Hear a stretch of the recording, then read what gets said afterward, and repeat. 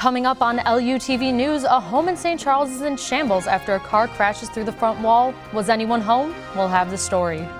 Plus, the number of sexual assault crimes on college campuses is growing.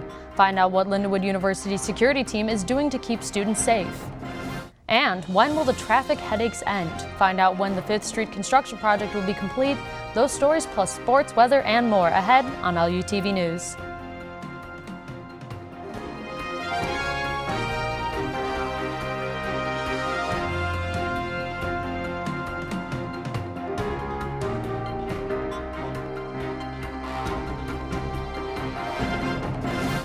Welcome to this edition of LUTV News. I'm Michelle Sproat. An early morning car crash left a home dismantled. The crash happened at the corner of Kiskers and Towers Road in St. Charles.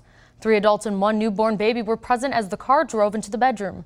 None of them were injured in the accident. Neighbors state that there were 14 rescue trucks at the scene. It took about 45 minutes to cut the driver out of his car, and there's no further information about the driver at this time. A man will be spending a year and a half in federal prison for disabling a St. Louis Police Union's website. A judge sentenced 33-year-old Justin Payne Monday. Payne conducted a cyber attack last year as a part of what St. Louis authorities call Operation Ferguson. The operation was an effort to support those protesting the death of Michael Brown. Payne pled guilty to a felony count of possessing an unregistered firearm. He also pled guilty to a misdemeanor count of damaging a protected computer. 2 students from 2 different universities are both facing charges.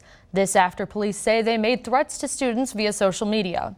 Police arrested 19-year-old Hunter Park from Lake St. Louis. They believe Park was in Rolla when he posted the threat to Mizzou students. Park is a student at the Missouri University of Science and Technology. In another case, police arrested 19-year-old Connor Stottlemyre of Blue Springs. They say he made threats towards Northwest Missouri State University in Maryville, where he was a student. Both threats were posted on a social media app called Yik Yak.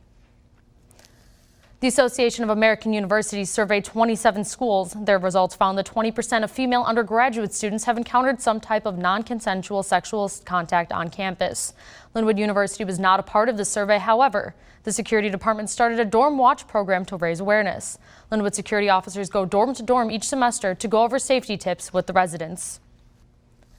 4 St. Louis taxi drivers are suing Uber and seeking second-class action status. The drivers claim that they've had a 40% dip in business since Uber began operating throughout the city. If the suit receives this class action status, it would cover over 1,000 cab drivers. The drivers are licensed by the St. Louis Metropolitan Taxi Cab Commission. The commission vetoed Uber's request to work in St. Louis back in September. Construction on 5th Street in St. Charles has officially reached the halfway mark. The $10 million project is expected to be completed in 2016. Changes on 5th Street are being made between Boonslick Road and First Capitol Drive. The main outcome of the project is to make the street a full interchange similar to the one built at Mid-Rivers Mall and I-70.